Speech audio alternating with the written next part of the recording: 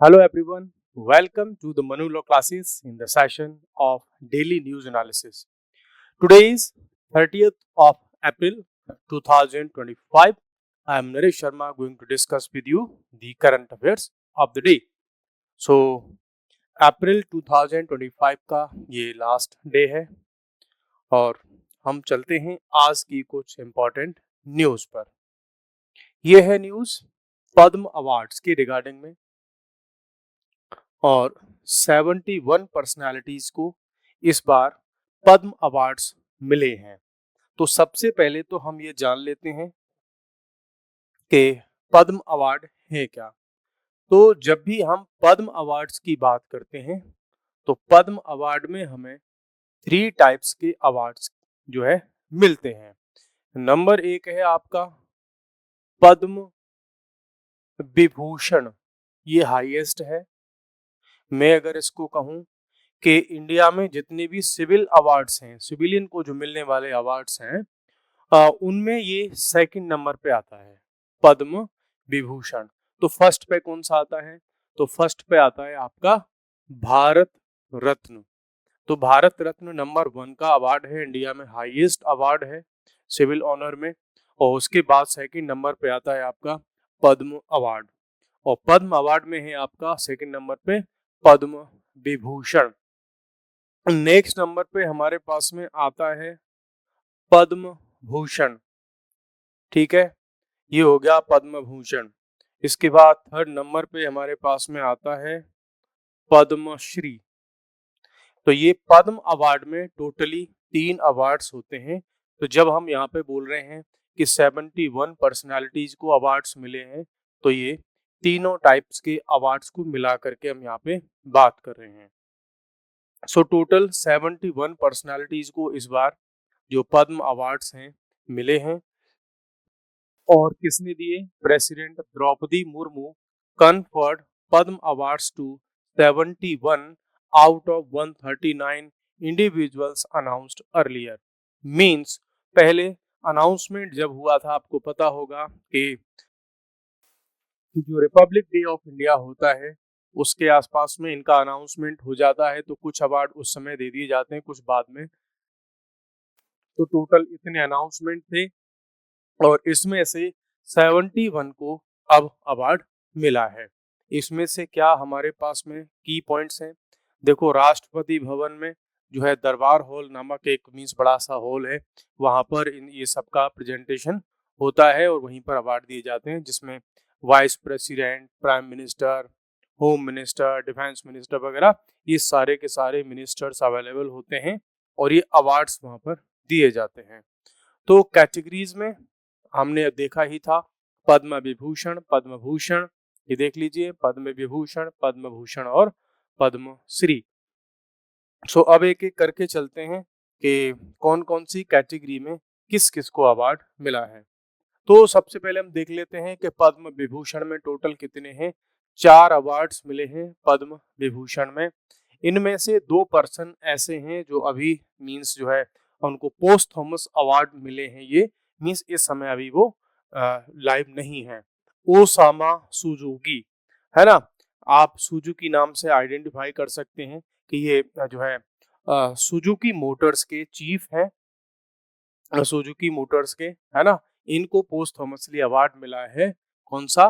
पद्म विभूषण। ठीक है, ये इनका इमेज है। नेक्स्ट अब हम चलते हैं, एक और अवार्ड है जो ये अवार्ड भी कैसे मिला है? पोस्ट थॉमसली मिला है और ये मिला है एम.टी. वासुदेवन नायर। ये मलयालम के एक राइटर और फिल्म डायरेक्टर हुआ करते थे और इनको भी पोस्ट थॉमसली अवार्ड मिला है। तो जो 4 थे उन 4 में से मीन्स इस बार पद्म विभूषण 4 में से 2 पोस्ट थॉमस अवार्ड हैं और 2 नॉर्मल अवार्ड हैं जो लोग अभी इस समय लिविंग हैं। अब ये लिविंग रेसिपिएंट्स इसमें कौन कौन हैं उनको देख लेते हैं हम। यहाँ से क्वेश्चन पद्म विभूषण से आते हैं क्योंकि लिमिटेड नंबर्स ऑफ पीपल को ही पद्म विभूषण मिलता है, बाकी पद्मश्री बहुत ज्यादा लोगों को मिल जाते हैं। So that's why you are not required to learn the name of every person who got Padmashri, but at least you should remember the names of the recipient of the Padma Vibhushan awards. तो लिविंग बीइंग में अभी कौन कौन है living resident में, तो ये है डी नागेश्वर रेड्डी, ये रहे हैं chairman of Asian institute of gastroenterology and AIG hospital. Means इन्होंने मेडिकल साइंस में, मेडिकल फील्ड में बहुत अच्छा खासा काम किया इन्होंने, स्पेशली जो पेट स्टमक से रिलेटेड डिजीजेज होती हैं उनके लिए। नेक्स्ट नंबर पर आता है आपके, ठीक है, लक्ष्मी नारायण सुब्रमण्यम, ये एक दूसरे व्यक्ति हैं और ये हैं वर्ल्ड के फेमस वायलिनिस्ट। ठीक है, इन्होंने बहुत अच्छा नाम अचीव किया और वायलिन को लेकर के इन्होंने इतने सारे प्रयोग किए नई नई ट्यून्स वगैरह बनाने में, उसको करने में। तो ये हैं आपके लक्ष्मी नारायण सुब्रमण्यम। क्या है ये, किस फील्ड से हैं, वायलिनिस्ट हैं ये ध्यान रखना कि जब भी पद्म विभूषण अवार्ड के रिगार्डिंग में नाम वगैरह अगर किसी का पूछा जाता है तो मोस्ट ऑफ द केसेस में वहां पर ये मिलता है कि भाई ये पर्सन किस फील्ड से रिलेटेड है।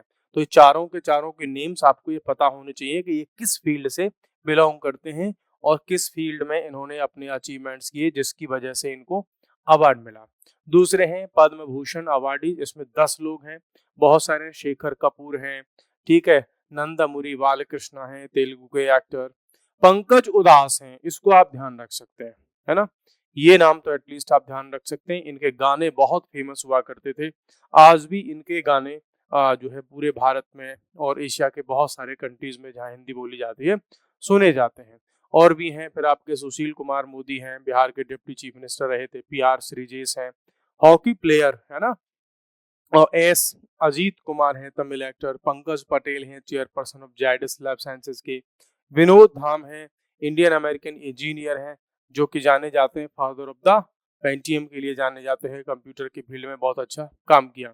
नेक्स्ट हमारे पास में है पद्मश्री अवार्ड्स, इनके भी एक बार आप बस नाम देख लेना कि मीन्स आप जो है नाम देख करके एटलीस्ट उसको एलिमिनेट कर पाओ, जस्ट एक माइंड में क्लिक कर जाए कि हाँ भाई ऐसा भी कुछ था। नेक्स्ट अब हम चलते हैं एक और इम्पोर्टेंट न्यूज की तरफ, वो है Russia declares 3-day cease fire in Ukraine.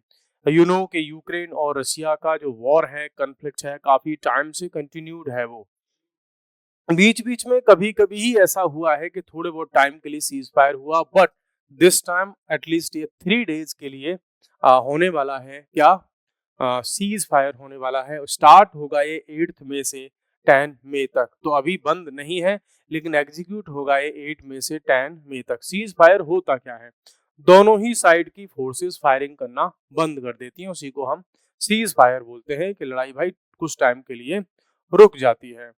तो the truce is to mark Russia's victory day in World War II, commemorating the defeat of Nazi Germany in 1945।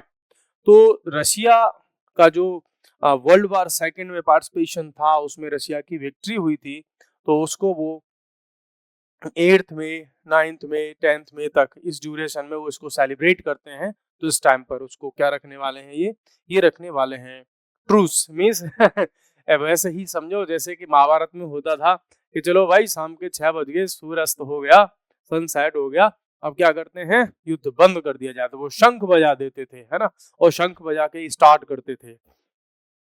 तो वैसा ही कुछ हो रहा है इस बार रसिया और यूक्रेन के बीच में कि भाई 3 दिन के लिए चलो युद्ध बंद कर देते हैं, आप भी थोड़ा रेस्ट करो, हम भी रेस्ट करें, घर पे छुट्टी उट्टी मना के आओ और आकर के फिर से लड़ेंगे।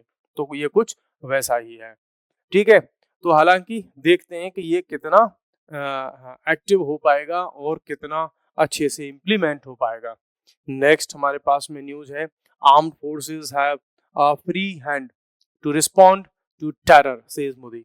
अभी रिसेंटली जो है, कल की बात कर रहा हूं मैं, कल मीटिंग हुई है और वो मीटिंग हुई है कैबिनेट कमेटी ऑन सिक्योरिटी की, है ना, कैबिनेट कमेटी ऑन सिक्योरिटी की मीटिंग हुई है, तो उसमें बहुत सारे पॉइंट्स डिस्कस हुए हैं in reference of Pahalgam attacks, है ना।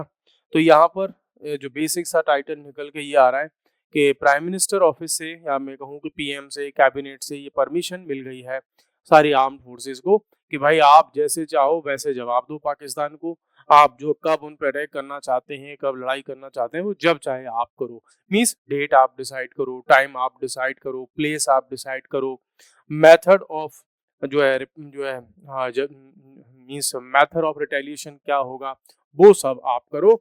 आपको हमारी तरफ से ऑपरेशनल ऑटोनॉमी है, जैसा आर्म्ड फोर्स चाहे वैसे अपने हिसाब से उस सिचुएशन को डील करें। तो इसीलिए अभी हम काफी दिन से देख रहे हैं कि जो LOC है, इंडिया पाकिस्तान का बॉर्डर, उस पर बहुत गर्मी हो रखी है, मीन्स LOC को गर्म कर रखा है। तो इधर की तरफ से आर्टिलरी शेल्स जो बहुत ज्यादा फायर हो रहे हैं और लॉन्ग रेंज तक के फायर हो रहे हैं, उधर से भी फायर हो रहा है। तो ये बेसिक सी ये तो चीज चली रही है। तो आर्म्ड फोर्सेस को जो है ऑपरेशनल फ्रीडम दे दी गई है कि भाई आप अपने हिसाब से उसको डील करो। हाई लेवल सिक्योरिटी मीटिंग थी ये, तो इससे सीधा सीधा सा ये मतलब भी निकाला जा रहा है कि जब भाई इसमें PM मोदी हैं, डिफेंस मिनिस्टर हैं, है ना, NS से हैं अजीत डोभाल साहब, चीफ ऑफ डिफेंस स्टाफ हैं अनिल चौहान, और chief of army, air force and navy, तीनों के चीफ भी वहां पर जो है अवेलेबल थे मीटिंग में। तो इट मीन्स हो सकता है कुछ बड़ा एक्शन इंडियन आर्म फोर्सेस की तरफ से अगेंस्ट पाकिस्तान हम देख सकते हैं। Follow up cabinet committee on security, ठीक है, ये भी कहा जा रहा है कि पहले ये मीटिंग हुई थी और सेकंड टाइम मीटिंग हुई है, तो हो सकता है प्राइम मिनिस्टर ने ये पूछा हो कि भाई पिछली बार मीटिंग हुई थी, क्या किया आपने, क्या एक्शन लिया, क्या प्लान बनाया, क्या आगे की चीजें आप करने वाले हो। मिलिट्री एंड डिप्लोमेटिक मेजर्स, देखो डिप्लोमेटिक मेजर्स तो इंडिया ऑलरेडी ले चुका है कि पाकिस्तान के लोगों को भारत छोड़ने की बात, जो डिप्लोमेटिक स्टाफ एम्बेसी में हाई कमिश्नर में रहता है उनको जो है रिड्यूस करने का डिसीजन, और सबसे बड़ा डिसीजन जो देखो पहले जो है 1965 के वॉर में, 1971 के वॉर में, कारगिल वॉर में जिस ट्रीटी को हमने नहीं जो है अबेंस में रखा था या पॉज किया था, है ना, या सस्पेंड किया था, उस ट्रीटी को पहली बार सस्पेंड कर दिया गया है, और वो है इंडस वाटर ट्रीटी। तो इस बार काफी सीरियस कंसर्न पाकिस्तान में देखने को मिल रहे हैं। नेक्स्ट है आपका on going counter terror operations, intelligence के बेसिस पर, आर्म्ड बेसिस पर, डिप्लोमेटिक बेसिस, डिफरेंट काइंड के जो काउंटर टेरर ऑपरेशंस हैं वो कंटिन्यूस चल ही रहे हैं। इंटरनल सिक्योरिटी में होम सिक्योरिटी और जो है इंडिया की जितनी भी सिक्योरिटी फोर्सेज हैं उन सबके साथ में कोऑर्डिनेशन में मीटिंग्स वगैरह ऑलरेडी हो गई हैं, ठीक है। RSSG Mohan Bhagwat met prime minister Modi in the rare meeting also attended by home minister, means जो है मोहन भागवत साहब और प्राइम मिनिस्टर मोदी, अमित शाह, ये दोनों ने ही मीटिंग जो है की थी, तीनों लोगों ने एक साथ मोहन भागवत जी के साथ में। तो ये ऐसा रेयर केस में ऐसा देखने को मिलता है जो कि हुआ है। तो इसका मतलब एक बयान भी आया था मोहन भागवत साहब का कि अगर शक्ति है तो वो शक्ति का प्रदर्शन भी होना चाहिए, शक्ति दिखनी भी चाहिए समय पर। तो सीधा सा मतलब ये निकाल सकते हैं आप कि भाई आपके अगर स्टॉक में बॉम्ब रखे हैं, गोली बंदूक तक जो भी आपके पास रखा है, तो समय पर यूज भी करो। What is wrong with using Pegasus for national security, supreme court ने कहा है। आप सबको मैं ध्यान दिला दूं कि ये जो पैगासस स्पाईवेयर का केस था काफी टाइम तक न्यूज में रहा। इस पर आरोप या ब्लेम ये थे कि भाई इसने एक स्पाईवेयर की तरह, एक सॉफ्टवेयर जो है वायरस सॉफ्टवेयर की तरह इसको यूज किया है सीक्रेटली, और लोगों के कंप्यूटर का सर्विलेंस किया है, मोबाइल्स का सर्विलेंस किया है ना, उसको लेकर के। तो जब ये केस सुप्रीम कोर्ट में पहुंचा तो सुप्रीम कोर्ट ने ये कहा कि भाई एक बात बताओ कि जब नेशनल सिक्योरिटी का इश्यू है तो पैगासस को यूज करने में तुमको दिक्कत क्यों है ना, ये बात निकल करके आई। तो सुप्रीम कोर्ट में से क्या क्या मेन पॉइंट्स यहाँ पर डिस्कस हुए, तो कोर्ट का क्वेश्चन ये था जिसमें कि जो है ऑनरेबल जस्टिस सूर्यकांत थे, उन्होंने कहा कि what is wrong with Pegasus for national security provided it was not used against the ordinary citizens. अगर नेशनल सिक्योरिटी के लिए यूज हो रहा है टारगेटेड पर्संस के लिए, जिनको लगता है सिक्योरिटी एजेंसीज को ये एक पर्सन है उसमें इन्वॉल्व हो सकते हैं, उसमें दिक्कत क्यों। हाँ बस ये है कि प्राइवेट जो नॉर्मल पर्सन है, आम जनता है, उसके खिलाफ में इसको ऐसे ही अंधाधुंध यूज ना किया जाए। Emphasise the need for distinguish between lawful use and illegal use and threat. ये कहा कि भाई देखो लॉफुल अगर आप उसका यूज कर रहे हैं नेशनल सिक्योरिटी के पर्पसेस के लिए तो फिर इसमें कोई दिक्कत नहीं होनी चाहिए। Focus on privacy security. तो एडवोकेट थे जिसमें कपिल सिब्बल, श्याम दीवान, या ये जो लोग थे, इन्होंने ये कहा कि साहब देखो हमें इससे कोई दिक्कत नहीं, लेकिन ये तो पता हो हमको कि जो एजेंसीज हैं इसको वो कहाँ कहाँ कैसे कैसे यूज कर रही हैं, ऐसे तो फिर किसी के भी अगेंस्ट में यूज हो जाएगा। तो फिर रिप्लाई आया सॉलिसिटर जनरल तुषार मेहता साहब का। इन्होंने ये कहा कि terrorist can not have privacy rights, कि मीन्स अगर पैगासस का हम यूज कर रहे हैं और जो टेररिस्ट वाली एक्टिविटीज में इन्वॉल्व हैं, वो कह रहे हैं कि हमारे प्राइवेसी राइट्स का वायलेशन हो रहा है, आप लोगों को मार डालो, उनकी हत्या कर दो, मर्डर कर दो, और ऊपर से आप कह रहे हैं कि साहब हमारे प्राइवेसी के राइट्स हैं उनका वायलेशन हो रहा है। तो बोला ये सब हम सुनने वाले नहीं हैं, टेररिस्ट के कोई प्राइवेसी राइट्स नहीं होते। जो पिटिशनर थे उनका कंसर्न ये था कि देखो हमें उससे कोई दिक्कत नहीं है, यूएसए में भी इस पर एक डिसीजन आया था कि भाई इंडिया में पैगासस का यूज हुआ था, तो वहां पर भी इन्होंने कोई इंक्वायरी की होगी। प्लस इंडिया में भी जो है इंक्वायरी जो है हुई थी, एक जस्टिस थे और उनकी चेयरमैनशिप में एक इंक्वायरी हुई थी, तो बोला उसकी रिपोर्ट को आप क्या कर दो, पब्लिक कर दो, है ना। Petitioner requested release of redacted findings. तो सुप्रीम कोर्ट ने ये कहा भाई ये कोई ऐसा थोड़ी है कि सब्जी मार्केट की रिपोर्ट है, नेशनल सिक्योरिटी से रिलेटेड इश्यूज की रिपोर्ट है, इसको हम ऐसे कैसे पब्लिक कर सकते हैं, तो मना कर दिया। कोर्ट का रिस्पांस ये था कि डिस्क्लोज फाइंडिंग पर उन्होंने रिफ्यूज कर दिया कि हम इसको नहीं कह सकते। फर्दर लीगल स्टेप्स में पिटिशनर्स ने कहा कि साहब report by justice RV Ravindran जो है, उस जो आरवी रविंद्रन एक जज थे, इनकी चेयरमैनशिप में इस पैगासस वाले इश्यू पर एक कमेटी बनाई गई थी और उस कमेटी ने इंक्वायरी की थी कि क्या क्या जो है इस पैगासस स्पाईवेयर के रिगार्डिंग में क्या क्या फाइंडिंग्स है। मीन्स वो बड़े पॉलिटिशियन के अगेंस्ट में यूज हुआ है, या जो कोई एक्टर्स हैं उनके अगेंस्ट में, या जो ब्यूरोक्रेट्स हैं उनके अगेंस्ट में। तो लोगों ने ब्लेम तो ये भी लगाए थे कि भाई जो सुप्रीम कोर्ट, हाई कोर्ट के जजेस हैं उनके भी मोबाइल्स में इस पैगासस को यूज किया गया था सर्विलांस के लिए, सीक्रेट इंफॉर्मेशन कलेक्ट करने के लिए। जो बड़े बड़े जर्नलिस्ट हैं, मंत्री हैं, या मीन्स फॉर्मर कोई मिनिस्टर वगैरह रहे हैं, ब्यूरोक्रेट्स हैं, बिजनेसमैन हैं, उनके मोबाइल में इसको यूज किया गया था। तो सुप्रीम कोर्ट का ये कहना था कि ठीक है अगर उसको इस तरह से यूज हुआ है तो एटलीस्ट जो लोग इसके टारगेट में आए हैं, जिनकी कंप्लेंट्स हैं, उनकी रिपोर्ट उनको प्रोवाइड करा दिया जाए कि उनका मोबाइल हैक हुआ था या नहीं हुआ था। ठीक है, तो कोर्ट ने ये कहा है। बाकी इसमें कंक्लूजन में अगर बात करूं, कोर्ट ने तो ये कहा है कि भाई नेशनल सिक्योरिटी के इश्यूज में इसको यूज किया जा सकता है, बस इलीगली इसको यूज ना किया जाए। बाकी जो कंप्लेनेंट थे उनका ये कहना था कि ये जो सर्विलांस वगैरह जो यूज हो रहा है लोगों के अगेंस्ट में, है ना, हमारा सजेशन ये है कि भाई इस कमेटी ने कुछ रिकमेंडेशंस तो दिए होंगे ऐसे मैटर्स को लेकर के। तो बोला उनके जो रिकमेंडेशंस दिए थे इस कमेटी ने, आरवी रविंद्रन वाली कमेटी ने, तो उनको लॉ रिफॉर्म्स में ऐड किया जाए, उन चीजों को हमारे लॉ में इंक्लूड किया जाए जिससे कि आने वाले टाइम में ऐसी चीजों से हम बच सकें। So guys, this was for today and we will meet again in another session. तब तक के लिए bye bye, take care, thank you very much.